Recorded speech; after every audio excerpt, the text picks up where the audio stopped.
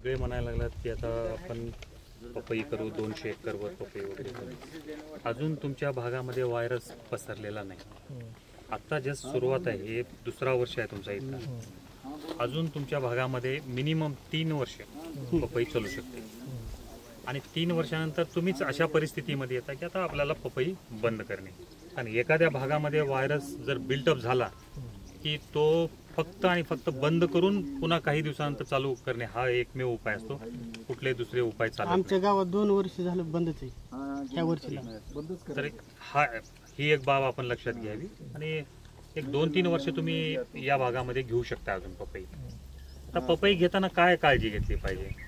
ह्याच्यामध्ये तैवानमध्ये ज्या नवीन जाती येतात त्या व्हायरस रेजिस्टंट जर असतील तर त्या नवीन जातीचा वापर आपण जास्तीत जास्त करावा. त्याच्यानंतर नर्सरीमध्ये काही काळजी घेणं गरजेचं आहे. नर्सरीवाल्यांचं रोप जर किती रुपयाला देतात तुम्ही? आता एक 9-10 पोच, समजा 9 रुपयाला पोच देत असेल तिथं तुम्ही 50 पैसे वाढवून द्यावेत त्यांना, 9.5 रुपये. परंतु नर्सरीवाल्यांनी त्यांच्या ह्याच्यामध्ये या रोपामध्ये निंबोळीचा भरडा वापरावा. ह्याच्याबरोबर ते कोकोपीट जे वापरताय कोकोपीट बरोबर निंबोळीचा भरडा थोडा वापरावा. आणि दुसरं एक जैविक बुरशीनाशक आहे जे बायोमिक्स नावानं वसंतराव नाईक मराठवाडा कृषी विद्यापीठाचं हे एक जैविक बुरशीनाशक आहे.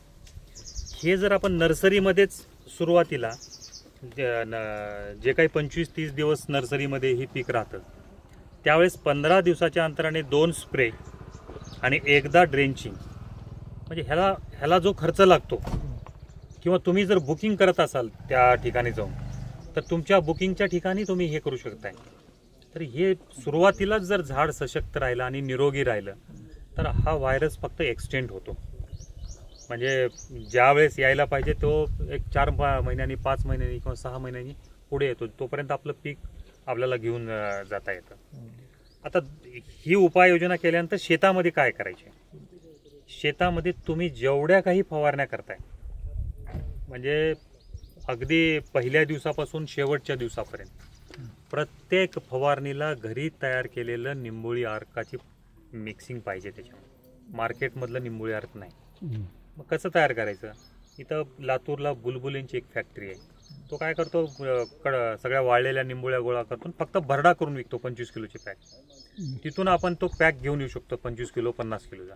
ज्या दिवशी दुसऱ्या दिवशी फवारणी करायची आपल्याला 5 किलो निंबोळीचा भरडा 10 लिटर पाण्यामध्ये रात्रीला भिजू ठेवायचा, सकाळी गाळायचा आणि प्रत्येक पंपाला 15 लिटरच्या पंपाला 1.5 लिटर वापरायचं. आणि त्याच्यासोबत तुमचे जे औषधं घेणार आहेत ते घ्या. ही ॲडिशनल आहे. ह्याच्यावर फक्त भागत नाही. तुमची औषधं चालू ठेवा पण तुमच्या औषधाबरोबर निंबोळी अर्क जर घेतलात तर हा रोग एक्सटेंड होतो. ह्या रोगाला येण्यापासून कोणीच रोखू शकत नाही.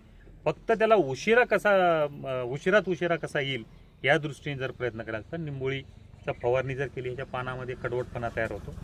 पांढरी माशी कितीही त्याला जर रस शोषण करायला गेली तर कडवटपणामुळं ते मरून जाते किंवा नपुसक होते किंवा त्याला रिफ्लेक्टंट ॲक्शन आहे. त्याच्या वासामुळं सुद्धा ती त्या भागामध्ये येत नाही. हा एक उपाय आपल्या पपईमध्ये करू शकतो. आता शेवटचा उपाय, हे निंबोळी अर्काला पर्याय नाही बरं का. हे तुम्ही प्रत्येक फवारणीला घ्यावी. आणि शेवटचा पर्याय जो आहे हे बायोमिक्स जे जैविक बुरशीनाशक आहे त्याच्यामध्ये व्हर्टिसिलियम आहे, बिवेरिया आहे, मेटारायझम आहे. हे असे घटक आहेत की त्या घटकामुळे रस शोषण करणाऱ्या जर किडी असतील तर त्या आपल्याला नियंत्रणात आणता येतात जैविक पद्धतीने. आणि त्याच्यामध्ये दुसरा एक घटक आहे ट्रायकोडर्मा दोन्ही स्पेसीज. त्या तुमच्या ह्या सेटिंग्स ज्या लेट कालावधीमध्ये गळून पडायला लागल्यात, मला तिथं बुरशी वाढायला लागले बघितले मी, तिथं आता काळा हे पडायला लागला. तर अशा दरम्यान जर त्याच्या फवारण्या जर घेत राहिलो आपण तर ही सुद्धा सेटिंग आपल्याला टिकून ठेवता येते. फार महाग नाही, ते 200 रुपये लिटर किंवा 200 रुपये किलो आहे आणि कृषी महाविद्यालय लातूरमध्ये उपलब्धच आहे.